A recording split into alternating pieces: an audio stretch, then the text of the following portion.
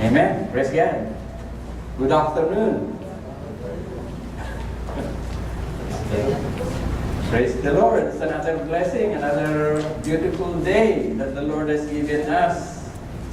Wonderful songs that we sang to the Lord. Amen. Praise God. Napakaganda po ng mga awitin. Lord, I need you. Amen. Praise God. So, another opportunity for me to be speaker or guest in this place. Well, I wouldn't consider myself as guest anymore.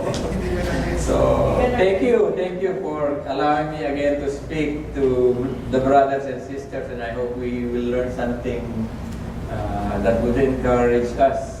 At the same time, something that we should think about, something that we should ponder, right? This is a very important thing.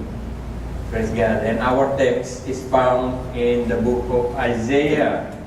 If you have your Bible, you can turn it in Isaiah 53, verse 6. Amen. Verse 6. 53, verse 6. And this is what it says in the NASB translation. All of us like sheep have gone astray. Each of us is turned to his own way. But the Lord has caused the iniquity of us all to fall on him.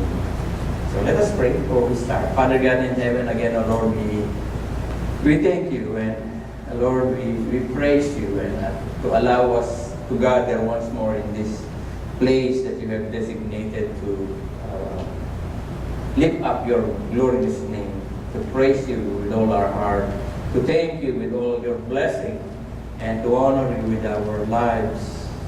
As we come before you today, O God, we pray that the Holy Spirit would work in our midst, speak in our heart, O God, and that you may encourage us, and even, O Lord God, to ponder on the things and the message that we will about to hear this afternoon.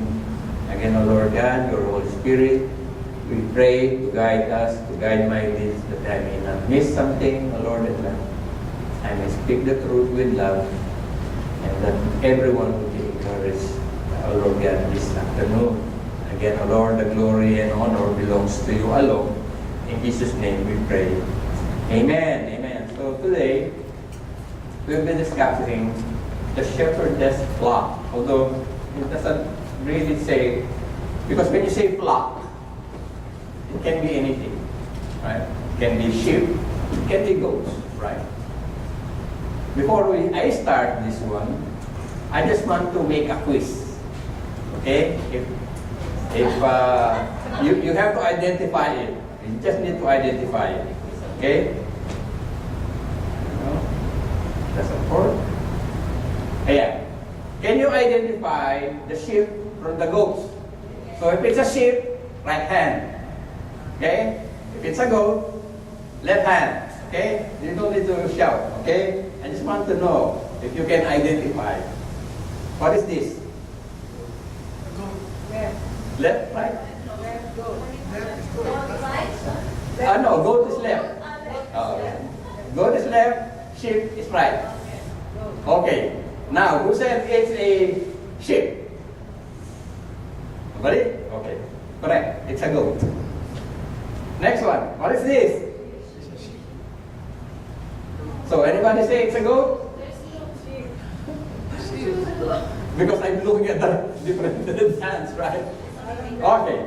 It's a sheep. It's a sheep. Okay, it's not a goat. This one.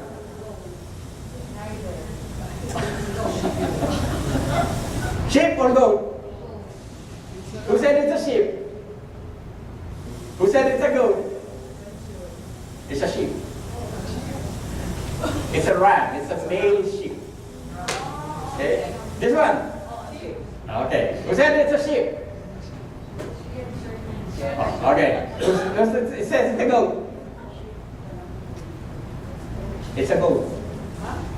It's a goat. This one. Sheep or a goat? Natakot na kayo.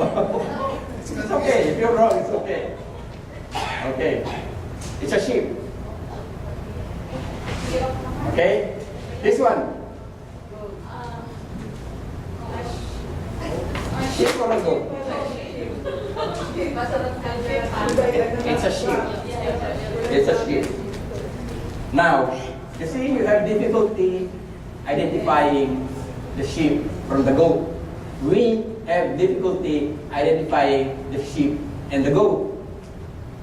The Lord have no difficulty identifying the sheep from the goat. Okay? But we will have difficulty. Napakahirap kung i-identify yung sheep sa goat.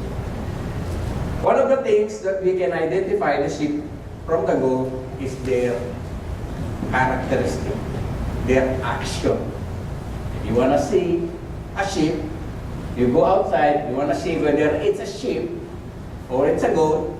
The sheep tends to flock, to gather together. Right? That is the characteristic of a sheep. Every sheep has that characteristic. It tends to congregate together or be together. Right? They stay together. While the goat tends to separate, go everywhere, wherever they want to go, right? Also, their foraging behavior.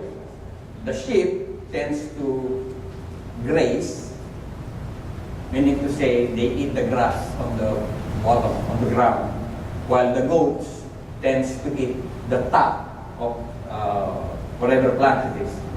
They eat the top part, right? So, with their temperament, the sheep are more shy and aloof. They're more shy and aloof, while the goats are more independent. The sheep are more dependent, the goats are more independent. Okay? When it comes to the horns, both have horns. Although goats have more kinds of goats have horns than sheep. Sheep most likely they don't have, right? But if they have horns, their horns tends to curve rather than point up or point back, right?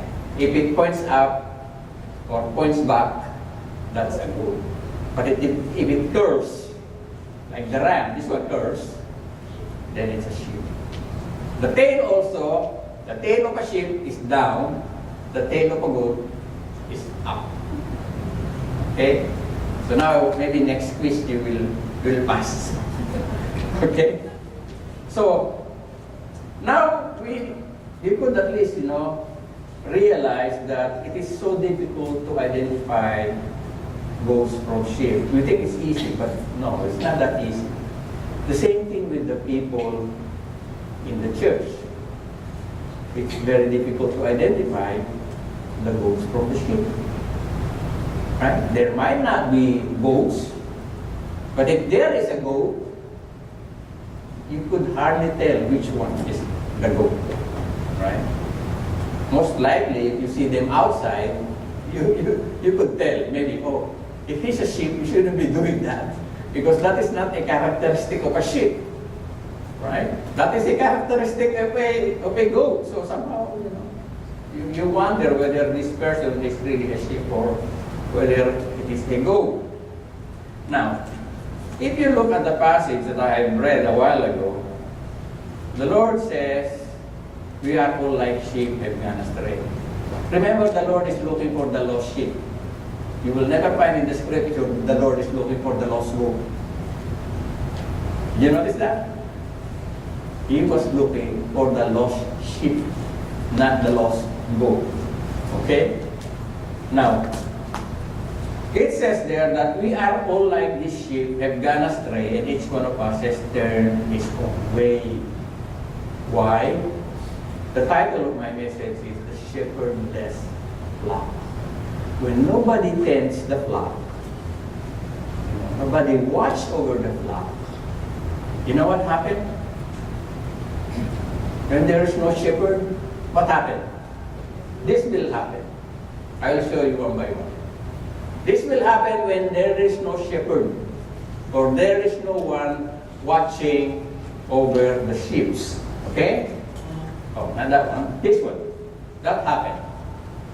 Because they have, thick wool. Okay? Actually, I was looking at in the web and trying to find out when was the sheep domesticated. No, because before, when God created the animals, they're free range, right? And I was looking, when did they start raising them as, food, for food? Normally they were raised for food and milk and for the coat. They use the skin as for clothes. They don't fleece them before. They don't take the wool, right?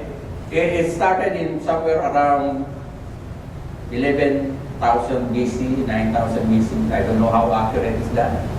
That's very, very old, right? The domestication of wild mouton in ancient Mesopotamia, sheep are among the first animals to have been domesticated by humans.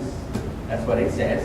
The sheep were primarily raised for meat, milk, and skin. It's not for the wool. The wool was developed around, according to them, 6,000 BC. And they originated from Africa and then Europe. And then by domestication and by breeding, it developed this kind of coat, right? The coat is beneficial for us, beneficial for them, but sometimes it becomes a disadvantage because when you have this thick coat and you go to a thorny bush, that's what happens, right? And when you don't have a shepherd to look and watch over you, you tend to wander everywhere, right? And when you get caught into the thicket like that, goodbye, sayonara. Meaning to say, you cannot escape that. You cannot get out of that. You will die. You will not eat. You will not drink. Eventually, you will die, right? That's what happens when you don't have a shepherd. Second,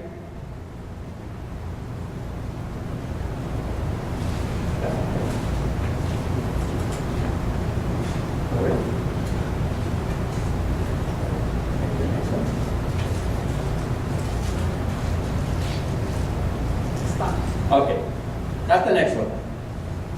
Because they have a very thick coat, and then when they go to a place like this one with water, the coat tends to absorb all the water. And then they get trapped in there and they cannot get out of it. Who's gonna take them out of that? They themselves cannot take them out of that place. Because the wool has absorbed so much water and it's so much heavy that they could not take themselves out of that predicament. Eventually, again, they will die. Right? Next one. Yeah, that's one. They wander around and then they don't know where they're going and then they tend to, fall into the cliff or mountain because nobody's guiding them. They go everywhere. The thing is, the sheep, as I said, they tend to gather together. So if one falls, most likely the rest will follow. Okay? Very dangerous without a shepherd. Next one. Poor one. If you are sick, there is a sick sheep.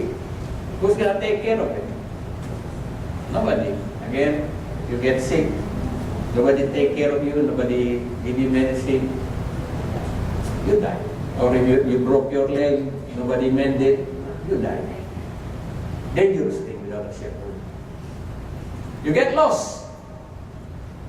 Right? That's only one part of your problem. If you get lost and if you wander, you know why? It's dangerous when you get separated with the flock. This is what the problem. That one. That is the problem. If you wander from the congregation, from the flock, you went somewhere else, without your shepherd, you might end up meeting this guy. Right? Very dangerous thing. Because this one only thinks to fill up its belly. He does not care about you. He does not care for your welfare. All it wants is, beat up his stomach. Right? Very dangerous thing. But do you know there is one more dangerous than this? There is one more dangerous than this. That one. That one is more dangerous than the previous one. Did you notice it? This one. That's not a sheep. It looks like a sheep. It's not a sheep. It's a wolf. It's a wolf in sheep clothing. That's why it's more dangerous than the wolf. The wolf, at least you can identify that's a wolf. I will run away. This wolf, you don't know because it looks like a sheep. And in some churches, there are wolves in sheep clothing. Again, very dangerous thing without a shepherd or a true or a good shepherd. Not only a shepherd, but a good shepherd. A true shepherd whose concern is for your welfare, for our welfare. Right? The good shepherd does not fleece the flock. It feeds the flock. What do I mean? The shepherd provides food, provides water, nourishment for the flock. And it is not interested in the wool where he can sell. So he tries to fleece every single sheep so that he will have wool and sell it and benefit from it. That is the difference between a good shepherd and the one who are hireling. They call them hireling. Why do they call them hireling? They are hireling because they're only interested on things that will benefit them.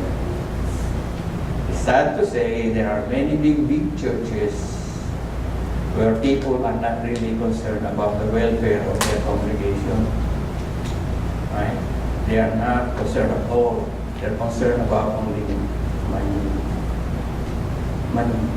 How much money they could take from you. It's so sad.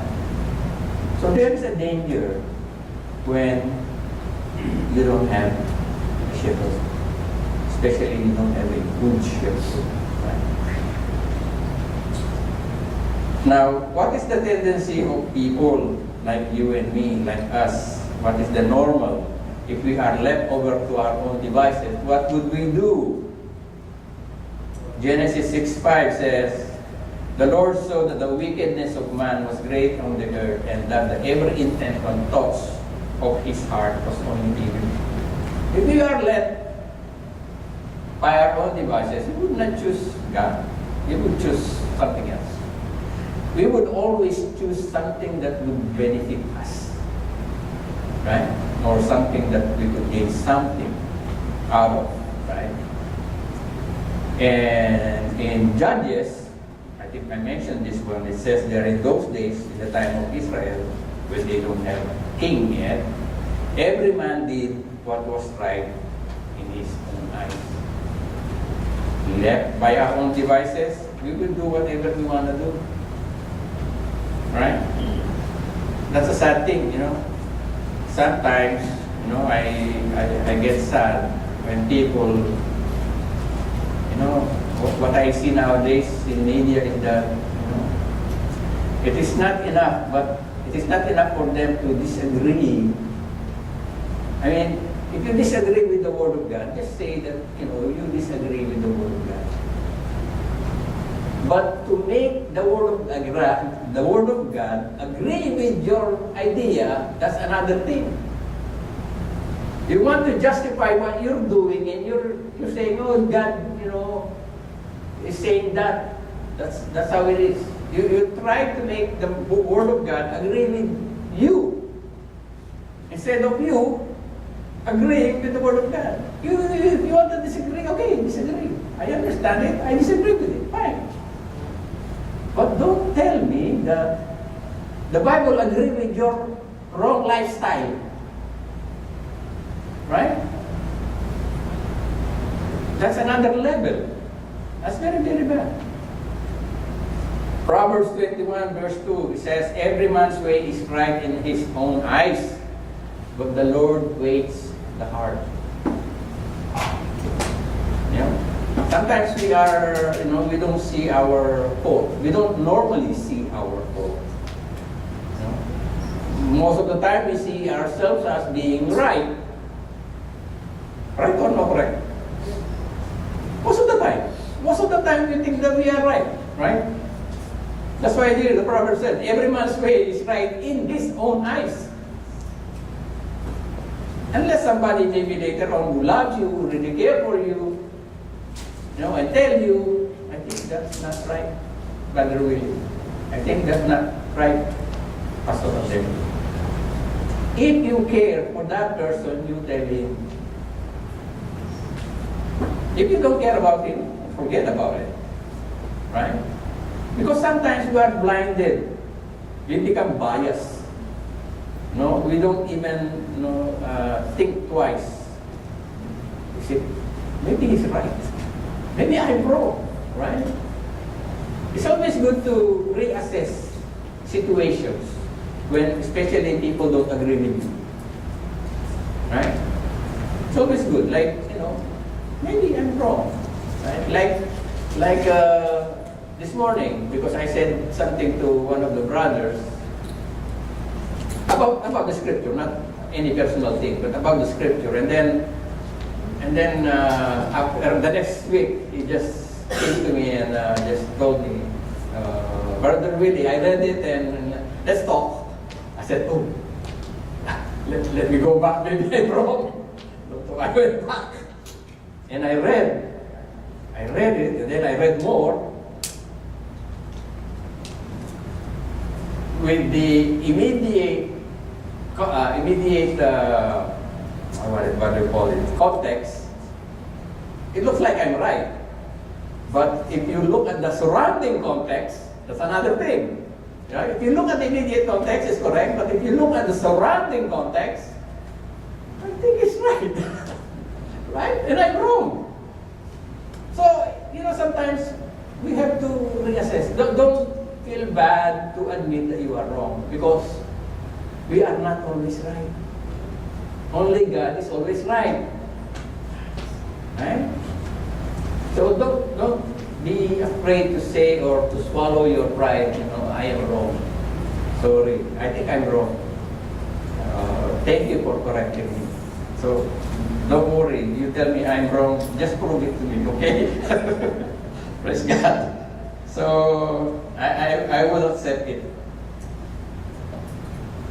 So when the Lord Jesus Christ saw the people in Matthew 9 verse 36, and he saw the people, he felt compassion for them because they were distressed and dispirited like a sheep without a shepherd. During the time of Jesus, he saw these people. We have to consider that for around 400 years, there are no prophets. There are no people who look after the people of Israel. Somehow God is very quiet during those 400 years. So when Jesus saw the people were distressed and dispirited, actually the word here is distressed and dispirited. In other translation is harassed. You want to go back to Matthew 9 verse 36. But actually the original word is plague. What is plague? Plague means to remove the skin. Skin alive. That's what it means. The sheep were skin alive. And they were thrown down. That's the original Greek text, right? And the Lord felt compassion because they don't have shepherd. Now, if you look at the Old Testament, we go back to the Old Testament.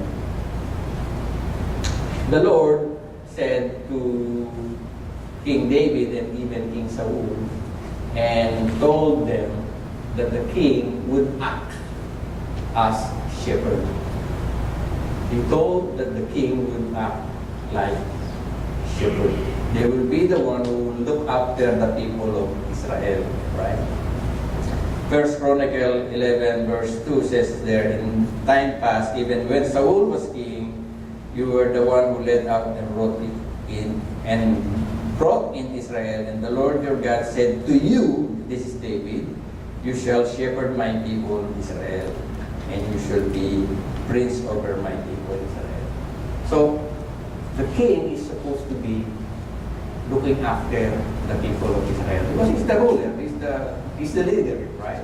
I believe Pastor Adel mentioned that for this month it's about either leadership or fatherhood, right? So I decided to use this message. So the king is supposed to be looking after the people, right? But we all know that not all the kings of Judah are good. Some of them are really bad, really bad. A few of them, I think around 8 of them are good kings, right? But even though they are good kings, none of them are without flaw. What I'm trying to say, nobody among us here is without flaw or without any fault. Me, Pastor Adel, all the pastors, it doesn't matter your PhD or whatever education you have, everyone is flawed, right? Everyone makes mistakes. So you have to consider that before judging, a leader or a brother or a person who leads a congregation, or even if you see someone outside the church, you have to be very careful because every one of us makes mistakes. You have to be more forgiving, right? Unless it's a very serious matter. If it's a really serious matter, you have to address it, right? But if it's just trivial things, small things, you should be more forgiving, right? Now, there is a prophecy of the coming shepherd, which is even mentioned in Matthew 2:6. It says there, "And you, Bethlehem, land of Judah, are by no means least among the leaders of Judah. For out of you shall come forth a ruler who will shepherd my people Israel." Right? There is a prophecy of a coming shepherd who will shepherd the people of Israel. Although King David is originally a shepherd, he became a king, right? But he himself acknowledged that there is a greater shepherd that will be coming, right? And in Psalms 91, one of his songs, it says there that he who dwells in the shelter of the Most High will abide in the shadow of the Almighty. He among you, whoever among you, dwells in the shelter of the Most High will abide under the shadow of the Almighty.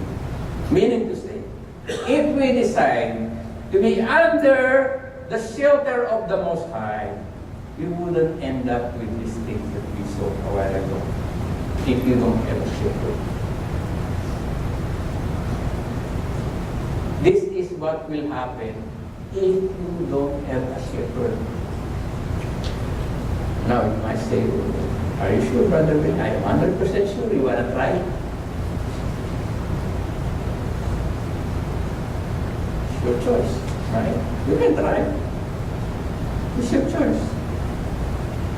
But here it says there, he who dwells in the shelter of the Most High will abide under the shadow, meaning to say, under the protection of God.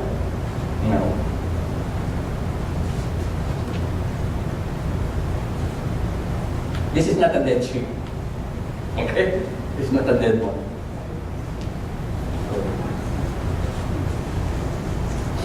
You are familiar with this Psalm of David. What is that? Psalms 23. What does it say there? The Lord is my shepherd. David himself said, he's a shepherd, he's a king, anointed to be the shepherd of Israel, but he himself acknowledged that there is a greater shepherd than him. And who is that? The Lord. My God is my shepherd. And if I make my Lord as my shepherd, I shall not want. The first time I read in this King James Version, and I'm not a believer yet, I started to, read King James. The Lord is my shepherd, I shall not want. But I want Him. But you said Him, I shall not want. No, I want Him. Because I do not understand what it meant. What it meant is, I will not lack anything. I will not lack anything, okay. Don't misunderstood me, okay? You might say, oh no, I need a Ferrari. It says there, I will not lack anything. You will not lack anything essential. Okay? The Lord is my shepherd, I shall not want. He make me lie down in green pasture, and He leads me beside quiet waters. Why does He say that He leads me beside quiet waters? Because normally the sheep does not like to drink in troubled water. They like to drink when the water is still. You know the reason why they don't like to drink in ravaging water or flowing water?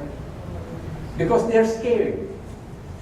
Because if they fall on those kind of like a river or something flowing water or troubled water, if they fall on the water, they would end up the same what we saw a while ago. They will drown. So they prepare to drink in still water. It also try to tell us, when the Lord leads us, the Lord will always lead us in a quiet, not trouble-free, I would say, but relatively quiet compared to, when you work in a company that, your boss is always behind your back. You could feel the breathing behind your neck. I don't know if you have worked with a boss like that. Right?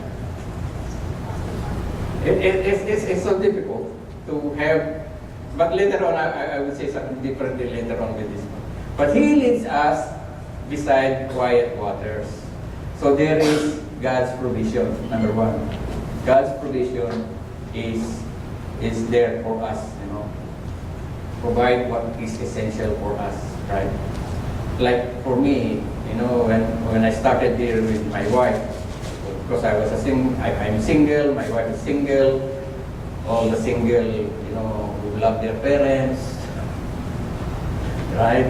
They always provide for their family back home. And all my money, or most of my money, goes to my family. My wife, the same thing, most of her money goes to her family.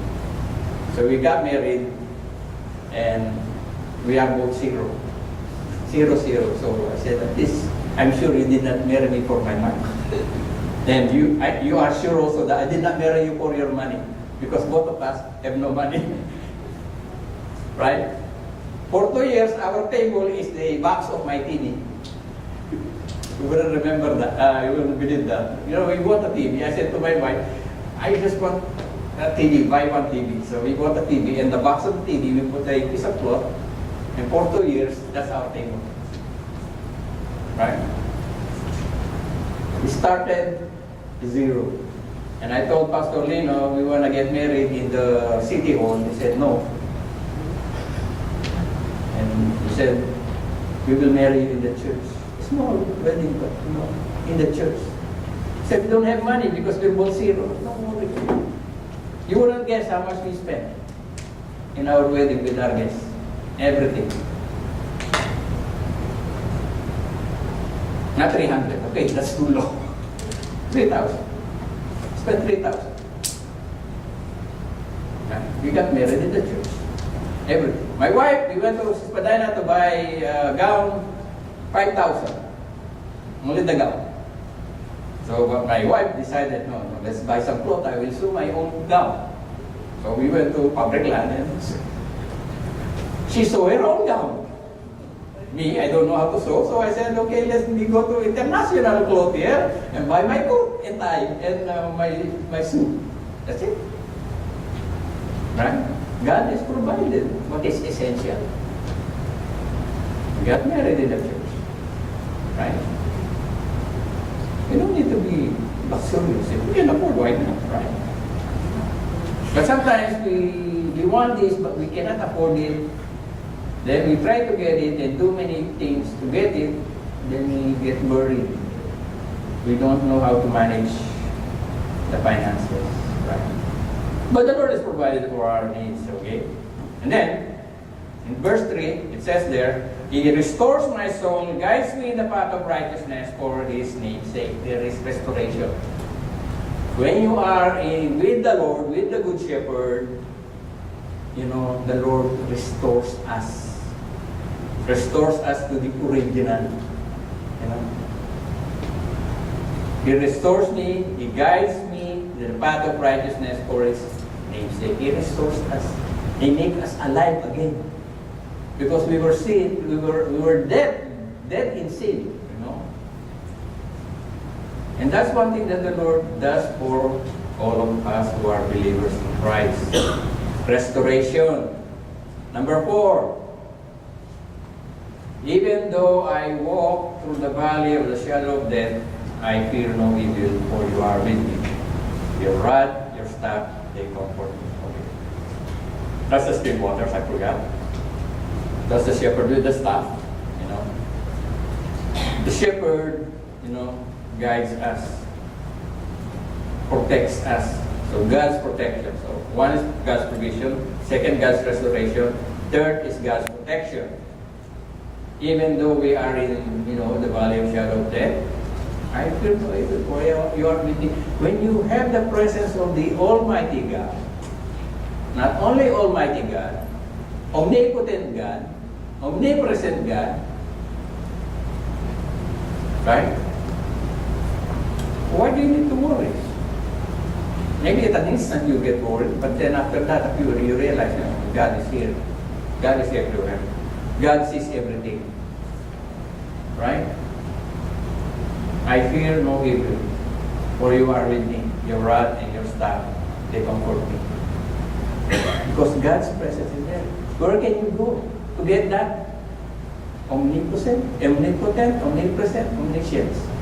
He knows everything. He's all powerful, right? And He knows all things. Where else can you find such protection? Now,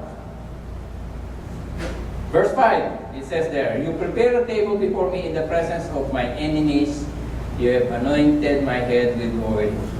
My cup overflows. God's favor. When I was reading one of the passages in the scripture, it said, when you have God's favor, even your enemies, will treat you well. When you get God's favor, I have experienced boss, as I said a while ago. Sometimes your boss, you could feel the breathing, like behind your back. But I have boss like that. I have multiple boss like that, right? And a lot of my co-workers, they're scared of them because they're really unreasonable. They're rude. They're mean, and somehow they're nice with me. I don't know. Yeah. But to other people, they really hate them because they were rude and mean. But for me, I was. One time something happened, I made a mistake, and my coworker, trying to protect me, because I did a mistake. I realized I made a mistake, but the people whom I'm working, trying to protect me, did not tell the whole truth. So when the boss asked them, they told him something else. They lied. But then he asked me directly, I cannot lie. So I told him exactly what happened. I said, I plugged it into the outlet. I didn't know it's mounted, so it burned. But he did not really get upset with me. But the people around me are so scared and afraid that they lie. Because they want to protect me. They are thinking like, if he finds out, you're in big trouble. But as I said, it's my fault, right? God's favor. Don't be scared. No, if you're doing the will of God, I pray that we won't compromise. Right? We won't compromise. Sometimes we tend to compromise because we don't want, we don't want any friction with maybe our coworker, with our family, with our friends, or with our churchmates. Right? We compromise. It's okay to compromise as long as it is not against the word of God. But once it's against the word of God, please do not compromise. God's favor. And lastly, verse 6, surely goodness and loving kindness will follow me all the days of my life, and I will dwell in the house of the Lord forever. What a wonderful thing to live or to dwell in the house of the Lord forever. Right? The assurance of God to those who gave their lives to Him will not change. That promise of God is etched in the heart of David. Surely, goodness and loving kindness will follow me all the days of my life, and I will dwell in the house of the Lord forever. That's why, as I was saying in Psalm 21, he who dwells in the shelter of the Most High will abide under the shadow of the Almighty. You are under the roof of God. Who can touch you? Right? You have a God that you could talk 24/7, who doesn't sleep. Right? All we need to do is speak to Him. Maybe He has plans, or maybe sometimes what we ask, we don't get it right away. Right? But we have somebody who cares for us, who even gave His life for us, so that we may live. And I hope we would choose to be under the shelter of the Most High rather than living without a shepherd. Let us pray. Father God, again, Lord, we thank you for this afternoon as you remind us of the love that you have shown us. Truly, you are the great shepherd who laid his life and died on our behalf, that we may have life.